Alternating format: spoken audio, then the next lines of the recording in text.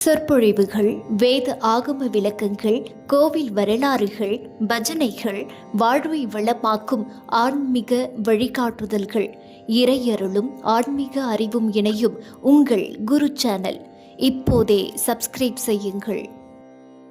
சீரரா செல்வம் போல் சேர்கவே என் ஆசான வீரராகவிற்கு புகழ். வணக்கம்.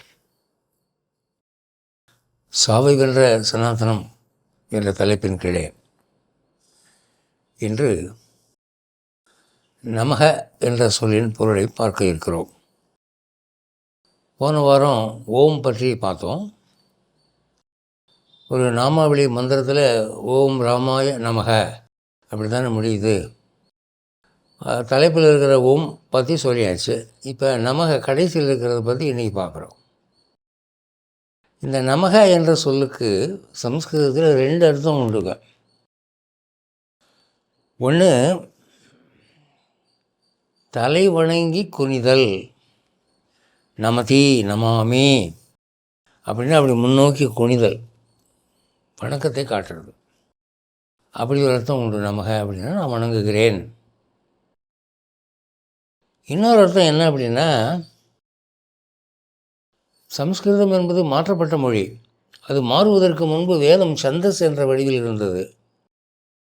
அந்த இலக்கணப்படி மூதறிஞர்கள், இலக்கண வல்லுநர்கள் என்ன சொல்கிறாங்க, இந்த 4ஆம் வேற்றுமை சதுர்த்தி இருக்க அந்த பொருளில் அல்லது 6வது வேற்றுமை பொருளில் மம மஹ்யம், அதாவது எனக்கு என்னுடைய அப்படிங்கிற அர்த்தத்தில் மக என்ற சொல் வரும். அப்போ நமக என்ற சொல் 2ஆக பிரிஞ்சு ந ஒரு சொல், மக ஒரு சொல். ந மக என்றால் நான் என்னுடையவன் இல்லை, நாங்கள் எங்களுடையவர்கள் இல்லை அப்படின்னு அர்த்தம். அப்போ யாருடையவங்க நீங்கள் அப்படின்னா, அதுதான் உன்னுடையவன். ராமாய, ராமக என்ற சப்தம் சதுர்த்தியை சேரும்போது ராமாயன்னு வரும், 4ஆம் வேற்றுமை வரும். அப்போ என்னென்னா, நாங்கள் உன்னை வணங்குகிறோம் அப்படிங்கிறத எப்படி சொல்லியிருக்கு, நாங்கள் எங்களுடையவர்கள் இல்லை, உன்னுடையவர்கள், உனக்கு தாசர்கள், பூரண தாசத்துவம், நாங்கள் கம்ப்ளீட்டாக உனக்கு தான். அதுதான் அந்த ராமாய அப்படிங்கிறது. அந்த சொல் ஈருக்கு ஏற்ப சதுர்த்தி வித்தியாசமாக கூட வரும். ஓம் நமோ விஷ்ணவே அப்படின்னு வரும். அப்போது இந்த முழுக்க நாங்கள் உனக்குத்தான் என்பதை வணக்கம் என்பதற்கு பதிலாக சொல்லக்கூடிய பழக்கம் உலகின் மற்ற மதங்களில் கூட கொஞ்சம் கொஞ்சம் இருக்குது. ஆனால் இங்கே எப்படின்னா, இந்து மதத்தில் இந்த ஒன்று தான் வழி. மற்ற மதங்களே எப்படின்னா, வணக்கம் அப்படிங்கிறத சொல்கிறதுக்கு பல வழி உண்டு. ஸ்தோத்திரம்பாங்க, வணக்கம்பாங்க, வணங்குகிறோம்பாங்க. அந்த மாதிரியெல்லாம் பல வழியிலே வணக்கத்தை தெரிவிப்பார்கள். அதோடு சேர்த்து இதுவும் நாங்கள் அடிமைகள் என்பதையும் சொல்லுவார்கள். இந்து மதத்தில் அப்படி இல்லை. வணக்கம் சொல்கிறதுக்கு ஒரே வழி என்னடான்னா, நாங்கள் உன் அடிமைகள் அப்படி தான் சொல்லணும். பூரண தாசத்துவம், அதாவது உடலும் உள்ளமும் உயிரும் எனக்கு அடங்கின உரிமை பொருள்களாகிய நபர்களும் எல்லாம் உனக்கு தான். அந்த சம்ஸ்கிருதத்தில் ஒரு இலக்கண அமைப்பு எப்படி இருக்குன்னா,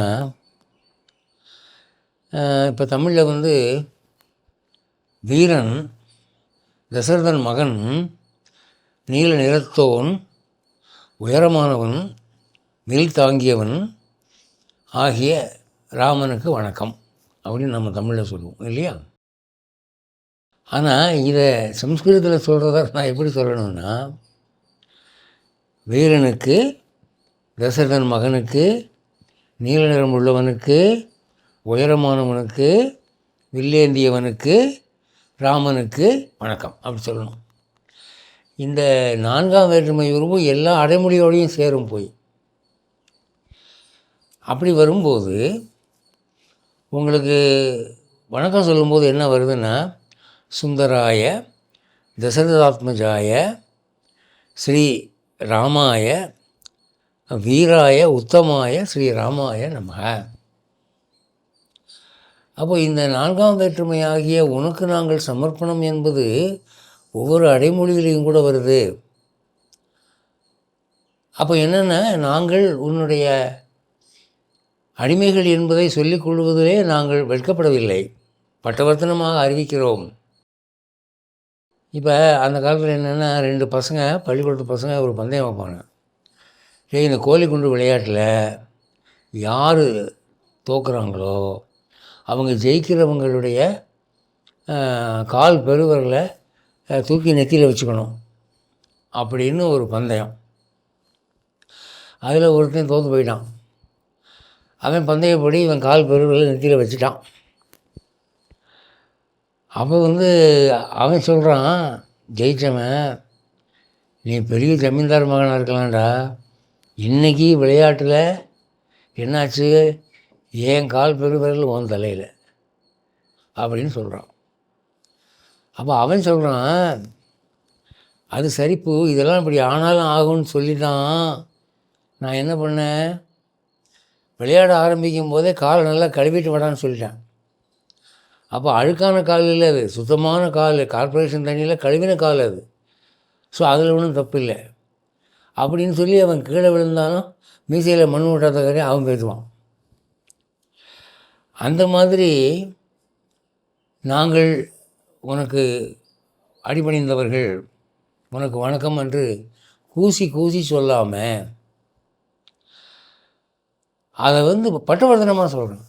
இப்போ உலகத்தில் நம்ம பார்க்கலாம், சில அரசியல் தலைவர்களுக்கு ஜால்ரா போடணும்னு நினைக்கிறவங்க ரொம்ப நாசூக்காக சொல்லுவாங்கன்னா இவங்களும் பணக்காரங்க தான்.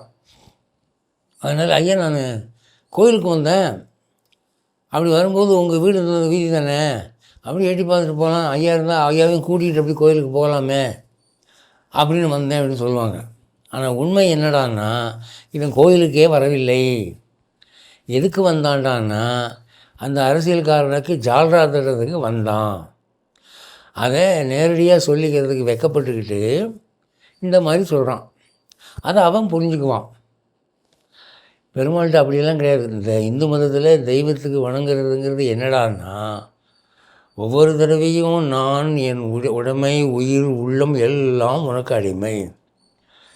இந்த ஓம் நமக சொல்ல ஆரம்பிச்சிட்டிங்கன்னு வச்சுங்க, ஓம் அச்சுதாய நமக, ஓம் அனந்தாய நமக, ஓம் கோவிந்தாய நமக, ஓம் கோபாலாய நமக, ஓம் வரதாய நமக, ஓம் வரப்பிரதாய நமக, ஓம் வரதராஜாய நமக, ஓம் விஸ்வக்சேனாய நமக அப்படின்னு ஒவ்வொரு தடவையும் நமக நமக நமகன்னு 108 தடவைனா 107 தடவை, 1008 தடவைனா 1008 தடவை சொல்லி தான் ஆகணும். எதுக்கு? இந்த ஆத்மாவுக்கு அடக்கம் வரணும், பணிவு வரணும், அதுக்காக. அப்போது வணங்கி பழகு, அடக்கம் அமரர்கள் உயிக்கும். அதுதான் உண்மை. நீங்கள் ராமர் படம் பார்த்தீங்கன்னா லக்ஷ்மணன் நிமிர்ந்து நிற்பார், சீதையை நிமிர்ந்து நிற்பா. அனுமன் பார்த்திங்கன்னா அப்படி வணங்கி இருப்பார். அவருக்கு தாசத்துவம், தாசபாவனைக்கு அவரை தான் உதாரணமாக சொல்லுவாங்க. ராமதாசன்னே பேர் அவருக்கு. அப்படி அந்த ஒரு பண்பு நமக்கு வரணுங்கிறதுக்காக தான் இந்த அஷ்டாட்சரம்னு சொல்கிறாங்களே, அது என்னது? ஓம் நமோ நாராயணாய. நமகங்கிறது கடைசியில் வராமல் அதுக்கு முன்னே போட்டு அதுக்கு எஃபெக்ட் அதிகமாக கொடுக்குறாங்க.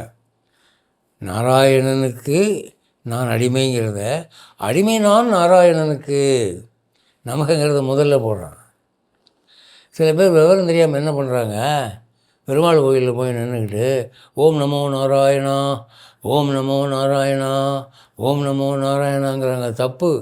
அது மந்திரத்தை இப்படி சேதம் பண்ணப்படாது, அது அபச்சாரம். ஓம் நமோ நாராயணாய, அந்த யா விடக்கூடாது. 4ஆம் வேற்றுமை உறுப்பு அதில் தான் இருக்குது. நீங்கள் என்னமோ நாராயணான்னு கூப்பிட்ற மாதிரி ஓம் நமோ நாராயணா, ஓம் நமோ நாராயணா அப்படி இருக்க அஷ்டாட்சரம், அது மந்திர சேதம், மகா அபச்சாரம். சொல்லக்கூடாது. அப்படி சொல்கிறதா இருந்தால் ஒன்று நாராயணான்னு கூப்பிடுங்க, இல்லை ஓம் நமோ நாராயணாய அப்படி முழுசாக சொல்லணும். இந்த அடிமை தழை என்பது இந்த ஊரில் எப்படி இந்து மதத்தில் எப்படி இருக்கிறான்னா, மற்ற மதங்களில் ஏதோ ஓரளவு இருக்குது. இந்த மதத்தில் கோயிலை தூரத்தில் இருந்து பார்த்தாலே கோபுரத்துக்கு வணக்கம், அங்கேயே ஆரம்பிச்சிருது வணக்கம், பஸ்ஸுலேயே ஆரம்பிச்சிருது. அப்புறம் கோயில்கிட்ட வந்தாச்சா, இந்த திருக்கட்சி நம்பிக்கைலாம் வந்து இந்த கோயில் கண்ணுக்கு பார்த்த பிறகு உடனே இந்த தரையை தொட்டு கும்பிட ஆரம்பிச்சுடுவாராம். கோயில்கிட்ட வந்தால் வாசப்படிக்கு வணக்கம். ஏண்டானா படியாய் கிடந்த உன் பவளவாய் காண்பேனேன்னு ஒருத்தர் பாடிவிட்டார். அப்போ அடியவர்கள் படியாக கூட இருப்பாங்களே, வணக்கம், தூணுக்கு வணக்கம், அங்கே இருக்கிற ஒவ்வொரு கல்லுக்கும் வணக்கம். கோவிலுடைய ஒவ்வொரு அங்கமும் ஒரு ஆழ்வார்னு சொல்லுவாங்க. ஸ்தம்ப ஆழ்வார், ஜெயஸ்தம்ப ஆழ்வார், சங்காழ்வார், சக்கரத்தாழ்வார், படியாழ்வார், அப்படி எல்லாமே ஆழ்வார் மயம்தான். அங்கே கோவிலே வைகுண்டம் தான். அப்போ நாங்கள் வெறும் கல்லுக்கு வணங்குவதில்லை, இறைவனுக்கு மட்டும்தான் வணக்கம்னு சில பேர் சொல்லிக்கிறாங்க. இந்து மதத்தில் அது இல்லை. நாங்கள் பெருமாள் சம்பந்தப்பட்ட, இறைவன் சம்பந்தப்பட்ட எல்லாவற்றையும் வணங்குவோம். பெருமாள் கோயில் இருக்கிற ஊருக்கு ஒரு கும்பிடு, அந்த ஊர் இருக்கிற தாலுகாவுக்கு ஒரு கும்பிடு, அந்த தாலுகா இருக்கிற மாநிலத்துக்கு ஒரு கும்பிடு, அந்த சாமி பேர் வச்ச மனுஷனுக்கெல்லாம் ஒரு கும்பிடு, அப்படி வணங்கி வணங்கி வணங்கி வணங்கி பழக்கமானவன் இந்த இந்து மதத்துக்காரன். அதனால தான் இங்கே வந்து உலகத்தில் எங்கேயும் நடக்காத ஒரு அதிசயமாக தெய்வம் மனித ரூபத்திலே வந்து மனிதனோடு மனிதனாக நடமாடி மனிதனுக்கு வேலைக்காரனாகி மனிதனுக்கு காலமிக்க விடுகிறவனாக இருந்திருக்கிறான். அப்படி நீங்கள் வேறு எங்கேயும் பார்க்க முடியாது. மற்ற ஊர்களில் தெய்வம் வந்து காட்சி தரும், பேசும், தெய்வமாக பேசும், அவ்வளோதான். இங்கே அப்படி இல்லைங்க. 4 நாள் இவனுக்கு ஒருத்தனோட பழகிவிட்டு 5ஆவது நாள் அவன் மறைஞ்சிருவான். அப்போ தான் எனக்கு தெரியும், இப்போ 4 நாள் பெருமாள் கூட இருந்தார், நான் சாதாரண மனுஷன்லாம் நினச்சிக்கிட்டு இருக்கேன் அப்படின்னு. அந்தளவுக்கு இரண்டர பழகுவார்கள் இங்கே தெய்வத்தின் அவதாரங்கள். காரணம் என்ன? இவன் அப்படி பழகிறான். உடல் அடிமைங்கிறான், உள்ளம் அடிமைங்கிறான், உயிர் அடிமைங்கிறான், என் உறவினரெல்லாம் உன் அடிமைங்கிறான், என் சொத்தெல்லாம் உனக்கு அடிமைங்கிறான். இப்படி அடிமை சாதனம் எழுதி கொடுக்குறவனுக்கு அவன் என்ன பண்ணணும்? அவன் வைகுண்டத்தில் உட்காந்துட்டு அங்கேருந்து ரிமோட்டில் ஆசீர்வாதத்தை அதை பாஸ் பண்ணிக்கிட்டு இருந்தால் சரிப்படுமா? அது நியாயமா? இல்லையே. அதான் அவன் இறங்கி வர்றான். இறங்கி வந்து இங்கே அர்ஜுனனுக்கு தேர ஓட்டின மாதிரி வேலைக்காரன் ஆகிடுறான். தாசபாவனை நாம் பேருக்கு சொல்லிக்கிறோம், அவன்தான் தாசனாக இருக்கிறான். அதான் பெரியாழ்வார் வந்து பெரியாழ்வார் திருமொழியில் ஒரு பாசுரத்தில் பாடுறாரு, சென்னியோங்கு தன் திருவேங்கடமுடையாய் உலகு தன்னை வாழ நின்ற நம்பி தாமோதரா சதிரா, என்னையும் என் உடமையையும் உன் சக்கரப்பொறி ஒற்றிக்கொண்டு நின்னருளே புரிந்திருந்தேனே இனி என் திருக்குறிப்பே. திருப்பதி ஏழுமலையானுக்கு பாடுறாரு. என்ன சொல்கிறாரு? என்னையும் என் உடமையையும் உன் சக்கரப்பொறி ஒற்றிக்கொண்டு. நான் உனக்கு அடிமையாகிறேன், அது சொல்ல வேண்டிய அவசியம் இல்லை. என்னையும் என் உடமையையும், என் உடமை என்ன மேய்ச்சல் நாற்காலியா, விளக்கமாறு செருப்பா? இல்லை, என்னுடைய உடமையாக என் சொல்லுக்கு கட்டுப்படக்கூடிய என் மனைவி மக்கள் எல்லோரும். அந்த காலத்தில் ஃபேமிலியை வந்து குடும்பத் தலைவனுக்கு உடமையாக சொல்லுவார்கள், ப்ராப்பர்ட்டியாக சொல்லுவாங்க. அவங்களும் அதை பெருமையாக நினச்சி அடங்கி நடப்பாங்க. இந்த காலத்தில் அப்படி சொல்ல முடியுமா? ஒருத்தருக்கு இன்ட்ரடியூஸ் பண்ணும்போது இது நான், இது என்னுடைய மனைவி என் ப்ராப்பர்ட்டி, இது என் மகன் என் ப்ராப்பர்ட்டின்னு சொல்ல முடியுமா? அடிக்க வருவாங்க. அடிவாங்க தைரியம் இருந்தால் சொல்லலாம். அந்த காலத்தில் அப்படி இல்லை. பெரியாழ்வார் சொல்கிறார், என்னையும் என் உடமையையும், என் மனைவி மக்கள் குடும்பம் எல்லாம் உனக்கு அடிமையப்பா. அப்படி ஒரு பாட்டு பாடிட்டார். அப்போ அதை எப்படி பாடுறாரு? பெருமாளை பற்றி பாடும்போது உயரத்தினுடைய சூப்பர்லேட்டிவ் போயிட்டார். தன்னை பற்றி பாடும்போது பணிவனுடைய சூப்பர்லேட்டிவ் போயிட்டார். அவரை பற்றி பாடும்போது என்ன சொல்கிறார்? சென்னி ஓங்குதன் திருவேங்கடமுடையாய். திருப்பதி மலையில் சென்னி ஓங்குனா உச்சியில், திருப்பதியில் 7 மலை இருக்குல்ல, 1வது மலையில் இருக்கலாம்ல, 2வது மலையில் நிற்கலாம்ல, 3வது மலையில் நிற்கலாம்ல, 4, 5, 6 நிற்கலாம்ல. அப்படி இல்லாமல் 7வது மலையில் போய் நிற்கிறான். அதுக்கு மேலே ஹைட் இல்லை. ஏறி வாங்கடா, படி ஏறி வாங்கடா பார்ப்போம் அப்படின்னு அங்கே போயிட்டான். அது உயரம். இங்கே அடுத்து தன்னை பற்றி சொல்லும்போது, என்னையும் என் உடம்பையும் உன் சக்கரை பொறி ஒற்றி கொண்டு, நாங்கள் சக்கரத்தை ஒற்றி கொண்டு உனக்கு தாசனாகி விட்டோம். நானும் என் குடும்பமும் இனி வரப்போகிற என் பரம்பரையும் உனக்கு தாசர்கள். அப்போது பாடும்போதே அடியோமோடும் நின்னோடும் என்று பாடியே பழகினவர்கள். தொண்டர் தொண்டன் தொண்டர் தொண்டன் தொண்டர் தொண்டன் சடகோபன் என்று தொண்டனுக்கு தொண்டனாக இருப்பதை பெருமையாக நினைக்கக்கூடிய ஒரு பாரம்பரியம் இது. அப்போது நின்னருளே புரிந்திருந்தேன் எளியன் திருக்குறிப்பை, நீ அடுத்து உன்னுடைய உத்தரவு என்ன, காத்துக்கிருக்கோம் சொல்லு, we are ready to do அப்படின்னு அவர் பாடுறார். இவ்வளவு அர்த்தம் அந்த நமக அப்படிங்கிறதுல இருக்கிறதுனால அந்த நமகக்கு என்ன ஒரு அந்தஸ்து கொடுத்தாங்க அஷ்டாட்சரத்தில். கடைசியில் இருக்க வேண்டிய நமக தூக்கி முதல்ல போட்டாங்க. ஓம் நாராயணாய நமகன்னு சொல்லாமல் ஓம் நமோ நாராயணாய. சீதையை பார்த்த அனுமன் என்ன சொன்னால், கண்டேன் சீதைன்றான். சீதைன்னு முதல்ல சொன்னால் ராமனுடைய உயிர் போனாலும் போயிடும். அதனால் முதல்ல கண்டேன்னு சொல்லிடுவோம். பார்த்துட்டியா? பார்த்துட்டேன். யாரே? சீதையை. அப்பா பார்த்துட்டேங்கிற வார்த்தை உன் வாயில் வந்துச்சுல, ரொம்ப சந்தோஷம். சில பேர் ஒரு அவசரமாக ஒரு காரியம் அனுப்பினா போயிட்டு ஒழுங்காக என்ன நடந்துச்சுன்னு சொல்ல மாட்டாங்க. நீட்டி முழக்குவாங்க. இங்கேருந்து போனேன்னா பஸ் ஸ்டாண்டில் பஸ்ஸு கிடைக்கல, 1 மணி நேரம் காத்திருந்தேன். அந்த 1 மணி நேரமும் பஸ் ஸ்டாண்டில் ஒரு சினிமா போட்டான், பார்த்தேன், ஒரு சர்பத்து குடித்தேன். இப்படி தேவையில்லாத கதையை சொல்லிகிட்டு இருப்பாங்க. இவனுக்கு பொசுன்னு கோபமாக வரும். அப்படி இல்லாமல் என்ன காரியமாக அனுப்பினாங்க அந்த காரியத்தினுடைய வெற்றியை முதல்ல சொல்லு. சம்ஸ்கிருதத்தில் வால்மீகி எழுதுகிற திருஷ்டாமயா சீதா, என்னால் பார்க்கப்பட்டான் சீதை. அதுதான் தமிழ் அவன் கண்டேன் சீதைன்னு எழுதினான். அந்த மாதிரி நமோ நாராயணா, நாங்கள் தாசர்கள் உனக்கு தாசர்கள்னு சொன்னால் அந்த அடிமைத்துவ தலையை சொல்கிறதுக்கு கொஞ்சம் லேட் ஆகும் இல்லையா? அது இல்லை, முதல்ல சொல்லுவோம் அதை. We're first of all your servants. அதுக்கப்புறம் தான் உன் பேர் வருது. ஓம் நமோ நாராயணாய. அப்படி அஷ்டாட்சரத்தை அமைச்சாங்க. இந்த ஓம் நமகங்கிற அமைப்பு எப்படி இருக்குது அப்படின்னா, இதை சம்புட்டீகரணம்னு சொல்லுவாங்க. சம்புட்டீகரணம்னா என்ன தெரியுமா? சம்புடம்னா டப்பா, தகர டப்பா. எவர் சில்வர்லேயோ வெள்ளியிலையோ தங்கத்துலேயோ இருக்கும், தகரத்தில் கூட இருக்கும். ஒரு மோதிரம் இருக்குது. அந்த மோதிரத்தை அந்த டப்பா வச்சு மூடிட்டோம்.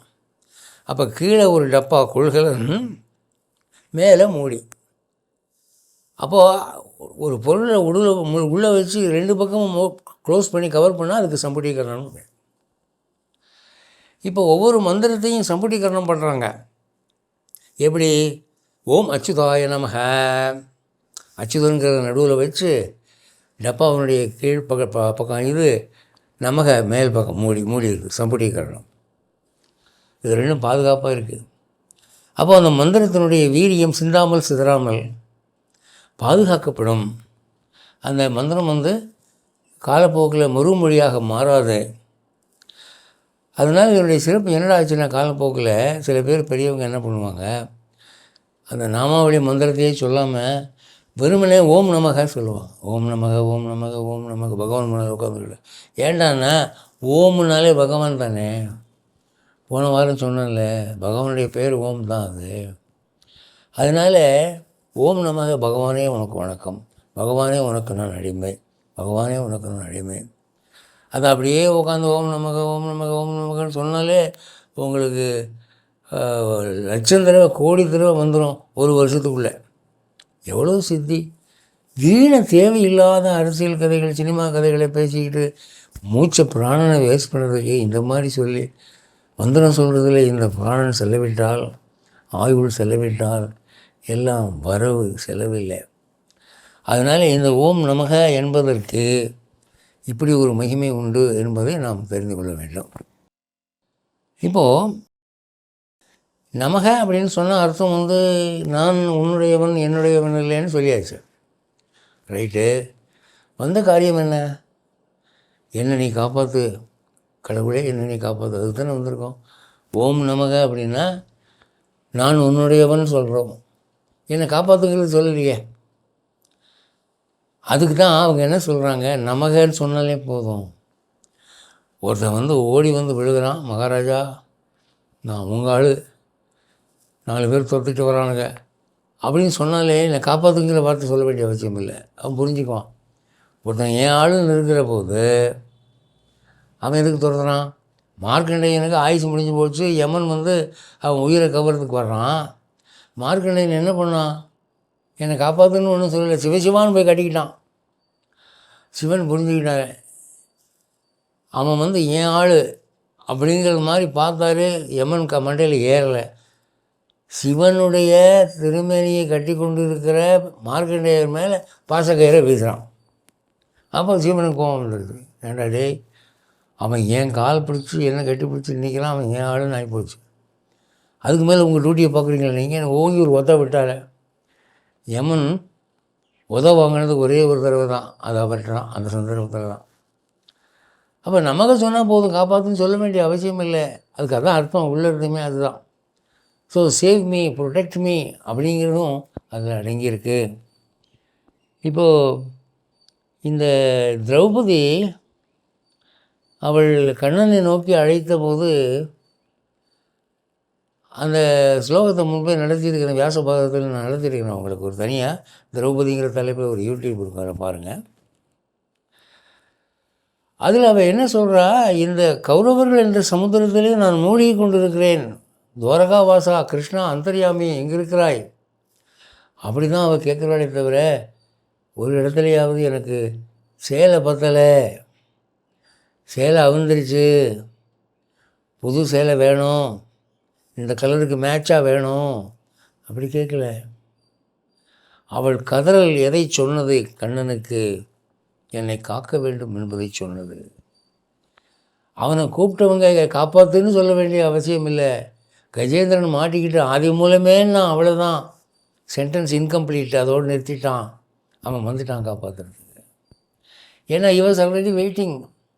முதல்ல கூட இவ்வளோ போராடிக்கிட்டு இருக்கிறவன் கொஞ்சம் என்னை கூப்பிட்டான்னா போயிடுவானே, அவன் தன் பலத்தில் நம்பிக்கிட்டு இருக்கான், அங்கே முதலையோடு சண்டை போட்டுக்கிட்டு என்று காத்திருந்தவன் இவன் ஆதி மூலமே இந்த கோபியவனையும் ஓடியாந்துட்டான், சக்கரத்தையும் விட்டுட்டான், கருடாழ்வனையும் விட்டுட்டான், இவன் ஓடியாந்துட்டான். வேட்டி பாதியாக வந்து போச்சு, அரை குலைய தலை குலைய கிரீடமும் இல்லாமல் வந்து சேர். அப்படி காப்பாற்றுவதிலே துடிப்பாக இருக்கிறவன் அவன். அதனால் இது வந்து கம்ப்ளீட்டாக சொன்னால் தான் பலிக்குங்கிறது கிடையாது. ஒரு மகன் சாப்பிட வரலையேன்னு தாய் ரொம்ப வருத்தமாக இருக்கிற, அவன் விளையாடிக்கிட்டு இருக்கான். ஞாயிற்றுக்கிழமை சண்டே லீவ். சாப்பிட வாடான்னா வரமாட்டேங்கிறான். அப்படி இருக்கிற போது அவனுக்கு ஒரு ஸ்டேஜில் பசி வந்துடுச்சு, விளையாட்டு ஒரு கேப்பில் நின்று போச்சு. அவன் வந்து என்ன பண்ணால், அவன் சாப்பிட்ற தட்டை எடுத்து மேஜையில் வச்சான். வச்ச உடனே அவங்க அம்மாவுக்கு அடுப்படியில் கேட்குது, ஆஹா மகன் தட்டை எடுத்து வைக்கிறான் அப்படின்ட்டு. வரும்போதே பேசி நிறைய சாதத்தோடு வருவா. அவள் வந்து ஹாலுக்கு வந்து யார் மகன் தானா, யார் தட்டை வைக்கிறது, எதுக்காக வைக்கிறீங்க, சாப்பிடவா, இதெல்லாம் கேட்க மாட்டா.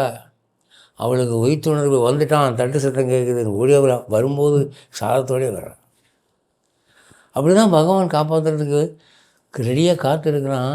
அவனுக்கு பேரை காக்கும் கடவுள். அதனால் இந்த நமக என்று சொன்னால் போதும் என்று சொன்னார்கள். இவ்வளவு அர்த்தம் நான் ஏன் சொல்கிறேன், இவ்வளோ காலம் நாங்கள் தெரிஞ்சால் சொல்லிக்கிட்டு இருந்தோம் நமக்கன்னு அப்படின்னு நினைக்காதீங்க. எந்த மந்திரத்துக்கும் அர்த்தம் தெரிஞ்சு சொன்னால் வீரியம் ஜாஸ்தி. உங்களுக்கு பல முறை சொல்லியிருக்கிறேன். 2 மாணவர்கள் இருந்தார்கள் வேத காலத்தில். அதில் வந்து பச்சை விறகு தீப்பற்றி எரியக்கூடிய ஒரு மந்திரத்தை இருவரும் சொன்னார்கள். ஒருவனுக்கு உடனே தீப்பிடித்து கொண்டது, ஒருவனுக்கு புகை மட்டும் வந்தது. காரணம் கேட்டதுக்கு குரு சொன்னார், அவன் பொருள் தெரிந்து சொன்னான், நீ பொருள் தெரியாமல் சொன்னாய். பொருள் தெரிந்து சொல்லுகிற மந்திரத்துக்கு வீரியம் அதிகம். அதனால் நமக்குங்கிறது இனிமேல் சொல்லும்போது அதுக்கு இவ்வளவு அர்த்தம், இவ்வளவு ஆழம் உண்டுங்கிறத நம்ம உணர்ந்து சொல்லணும். இந்த நமகங்கிறத ஏன் போட்டாங்க அப்படின்னா, வேறு எந்த மதமும் சொல்லாத ஒரு ரகசியத்தை இந்த மதம் சொல்லுதுங்க. இந்த மதம் என்ன சொல்லுது, கடவுளுக்கும் நமக்கும் ஒரு போட்டி நடந்துக்கிட்டு இருக்கியா, பல காலமாக நடந்துக்கிட்டு இருக்கு, பல ஜென்மமாக நடந்துக்கிட்டு இருக்கு. அப்போது அது என்ன போட்டின்னா, கடவுள் வந்து ஜீவாத்மாவை பார்த்து, அடே என் மகனே நீ என்ன பண்ணடா, என்னை விட்டு விட்டு இந்த மாயா பிரபஞ்சத்திலே மயங்கி உழல்கிறாயேடா, என் பக்கம் திரும்பி பாரடா என்று அவன் ஒவ்வொரு ஜென்மமும் கதறுகிறான், அழுகிறான். இவன் காது கொடுக்கிறது போல இல்லை. இவன் கவனமெல்லாம் மாயா உலகத்திலே இருக்கிறது. பெண்கள் பால், சொத்துப்பால், அழகின்பால், போகத்தின்பால், உணவின்பால் இருக்கிறது. இவன் திருந்த மாட்டானா என்று ஒவ்வொரு ஜென்மாவிலும் அவன் அந்தர்யாமியாக கூடவே பிறக்கிறான். பல துன்பங்களை கொடுத்து, கஷ்டங்களை கொடுத்து திருத்தி பார்க்குறான். பல ஜென்மம் கழித்து கடைசியில் ஒரு ஸ்டேஜில் அடி பொறுக்காமல் ஒரு குருக்கிட்ட உபதேச மந்திரம் வாங்கி நமக I am not mine I am yours அப்படிங்கிற ஒரு ஸ்டேட்மெண்ட்டுக்கு வாக்குமூலம் கொடுக்க வந்துட்டார்.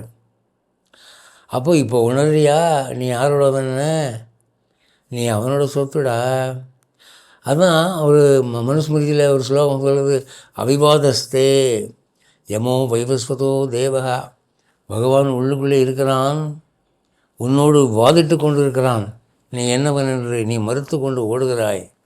நீ என்று அவன் உன் எஜமான் என்றும் நீ அவனவன் என்றும் ஒத்துக்கொள்கிறாயோ, அப்போ உன் பாவமெல்லாம் மன்னிக்கப்பட்டது. மா கங்கா மா குருஹு, கங்கைக்கு போய் குளிக்க வேண்டாம், குருதேசத்துக்கு போக வேண்டாம், எந்த புண்ணிய சேத்திரத்துக்கும் போக வேண்டாம், உன் கஷ்டங்கள் தீர்ந்துவிடும் அப்படின்னு இந்த பட்டிமன்றம் நடக்குது ஓயாமல் பல ஜென்மங்களா. அதனுடைய முடிவு என்ன அப்படின்னா, என்றைக்கு நீ நமகன்னு சொல்கிறியோ அன்றைக்கி அந்த பட்டிமன்றம் முடிஞ்சது. அதனால இந்த இந்து மதத்தில் வணக்கம்னு சொல்லி தராமல் நமகன்னு சொல்லி கொடுத்தாங்க. நான் உன் அடிமைன்னு சொல்கிறா 107 தடவை சொல்கிறா, 1000 தடவை சொல்கிறா, லட்சம் ஜென்மங்களாக அவன் உன்னை விரட்டிக்கிட்டே இருக்கான், நீ ஓடிக்கிட்டே இருக்க என்று மிரட்டி we were forced to the corner. அதான் அது கடவுளுக்கும் நமக்கும் பல ஜென்மங்களாக ஒரு டக் ஆஃப் வார் நடந்துக்கிட்டு இருக்கு. அவன் அப்படி இழுக்கிறான், நீ இப்படி இழுக்கிற, கடைசியில் நமக்கு தான் ஜெயிச்சது. பிரகலாதன் வந்து தன்னை காப்பாற்றுறதுக்கு பெருமாள்கிட்ட என்ன சொன்னான்? அஷ்டாட்சர மந்திரம் தான் சொன்னான். நாராயணா நமக ஐ எம் நாட் மைன், நான் உன் ஆளியா, எங்கள் அப்பா என்னை நெருப்பில் போடுறாரு, யானை விட்டு மிதிக்க விடுறாரு, கடல் தூக்கி போடுறாரு, I am not mine I am yours. அவ்வளோதான், என்னை காப்பாற்றுன்னு பிரகலாதன் கேட்கலையே, ஆனால் காப்பாற்றினால. அதுதான் அந்த அஷ்டாட்சரத்துடைய ரகசியம். அதான் ஒரு ஸ்லோகத்தில் பராசரப்பட்ட ராமானுஜருடைய வாரிசு பராசரப்பட்ட ஒரு ஒரு ஸ்லோகம் எழுதுகிறாரு. ஒரு நாள் காலையில் பூஜை முடிச்சுட்டு அவர் வந்து ரங்கநாத பெருமாளை பார்த்து ரசிச்சுக்கிட்டு இருக்கார் ஸ்ரீரங்கத்தில் ரங்கநாதர் சன்னதியில். அப்போ பெருமாளுக்கு கட்டின வேட்டியோட திருமஞ்சனம் ஆகிருக்கு, இதில் வேட்டியெல்லாம் ஈரமாக இருக்குது. அதை பார்த்துட்டு பட்டர் கற்பனையாக ஒரு ஸ்லோகம் சொல்கிறாரு. என்ன சொல்கிறாரு? எங்களில் ஒரு பழக்கம் உண்டு, ஒருத்தன் காசு வாங்கிட்டான்னா இல்லைன்னு சொல்லி ஏமாத்தினான்னா ஒரு ஸ்டேஜில் அவனை மிரட்டிட்டு சாமி முன்னால் ஒத்துக்க அப்படின்னு சொல்லி கோயில் முன்னால் அவனை காவேரியில் குளிக்க வச்சு கோயில் முன்னால் ஈர வெட்டியோட நிற்க வச்சு இப்போ சொல்கிறா நீ கடன் வாங்கினியா இல்லையாடா அப்படின்னா அவன் பயந்து போய் வாங்கினாங்க கொடுத்துட்றாங்க. அவன் ஈர வெட்டியோட சத்தியம் பண்ணுவான். அது மாதிரி நான் வந்து உன்னுடைய ஆளுன்னு சொல்லி ஜென்மமாக என்னை விரட்டிக்கிட்டு வந்த, நான் முடியாது நான் என் ஆள், நான் உன் ஆள் இல்லை அப்படின்னு ஓடிக்கிட்டே இருந்தேன். கடைசியில் ஸ்ரீரங்கத்தில் ரங்கநாத பெருமாள் சன்னதியில் வந்து மாட்டிக்கிட்டேன். பெரிய கோவில் ஓட முடியல. அப்போது நான் வந்து மாட்டிக்கிட்டேனான்னு தெரிஞ்ச உடனே நீ ஈர வெட்டியோட சத்தியம் பண்ணுற, டேய் இப்போ ஒத்துக்கிறியா, நீ வந்து ஏன் ஆளுடா, நான் உன் எஜமான்றான்னு நீ சத்தியம் பண்ணிட்ட, உன்னுடைய சிருஷ்டின் ஓவர் ஆகிடுச்சு, நீ நான் சத்தியம் பண்ணணும், அதான் பாக்கி இல்லையா, அதுக்கு தான் ஈர வெட்டியோட படுத்து கிடக்கிற இல்லையா பாருங்கண்ணாதா அப்படின்னு கேட்குற மாதிரி ஒரு ரசமாக ஒரு ஸ்லோகம் எழுதியிருக்காரு. இப்போது இந்த திருமங்கை ஆழ்வார் இருக்கார, திருமங்கை ஆழ்வாரை விரட்டுனார் பெருமாள். எதுக்கு? அவர் பாட்டுக்கு கத்தியை தூக்கிக்கிட்டு அவர் பண்ணாத அடாவடி கிடையாது. திருடலையா, கொலை பண்ணலையா, என்ன தப்பு பண்ணலை, கருட புராணத்தில் என்ன பாவம் போட்டிருக்கோ அவ்வளவும் ஒன்று விடாமல் லிஸ்ட்டு போட்டு ஓகே டன் அவர் டிக் பண்ணி அடிக்க செய்கிறார். பாவம் நரகத்தில் இருக்கிற 28 விசேஷமான நரகங்களும் அவருக்கு தான் ரிசர்வ் ஆகி போய் கிடக்குது. பார்த்துட்டார் அவர். அப்படி இருந்த மனுஷனை பெருமாள் என்ன பண்ணார்? விரட்டி கொள்ளையடிச்சு, அவரை கொள்ளையடித்தா அவர் இவரை கொள்ளையடித்தார். கொள்ளையடித்து கடைசியில் அஷ்டாட்சர மந்திரத்தை தான் சொல்லிக் கொடுத்தாரு. இனிமேல் நீ உன்னவன் என்று நினைக்காதே, நீ என்னவன் என்று உணர்ந்து கொள், ஓம் நமோ நாராயணா என்றிருந்து அதை சொல்லு. என்று சொன்ன அன்றிலிருந்து அவர் திருமங்கை மன்னன் திருமங்கை ஆழ்வாராகிறார் இல்லையா? அதனால் இந்த நமக என்பது தான் ஞானத்தினுடைய சிகரம், நமக என்பது தான் உண்மை, நமக என்பது தான் ஒரு வாக்குமூலம். நம்முடைய தவறுகளுக்கு நாம் செய்யக்கூடிய பிராயச்சித்தம் அதுதான். ஆனால் நமகங்கிறத லேசாக நினைக்காதீங்க. ஓம் ராமாய நமக, ஓம் கிருஷ்ணாய நமகங்கிறது உணர்ந்து சொல்லணும். பக்தர்களுக்கு நமகன்னு சொல்லும்போதே கண்ணீர் வடியும். அது ஞானத்தின் சிகரம். அப்படிப்பட்ட சொல் அது. அதனால் இந்த நமக என்பதை மெக்கானிக்கலாக நம்ம நாட்டில் சின்ன வயசுலேருந்தே நமகன்னு சொல்லி கொடுத்துட்டாங்க அப்படின்னு சொல்லி மெக்கானிக்கலாக சொல்லாமல் பொருள் உணர்ந்து, எப்படி சின்ன பிள்ளைங்க எலிமெண்ட்ரி ஸ்கூலில் மிட்டாயை வந்து வாயில் வச்சு சப்பும்போது அதை ரசித்து, ஐயோ சீக்கிரம் தீரக்கூடாதே, ரொம்ப ருசியாக இருக்கேன்னு வச்சு சாப்பிடுவாங்க. லேசாக தொண்டைக்குள்ளே உள்ளே போகிற மாதிரி இருந்து வெளியே கொண்டு வந்து சாப்பிடுவாங்க. அது மாதிரி இந்த நமக என்பதை ரசித்து நாம் சொல்ல வேண்டும் என்று கூறி விடைபெறுகிறேன். மீண்டும் அடுத்த சனிக்கிழமை சந்திப்போம். ஜெய் ஸ்ரீமன்னாராயணன்.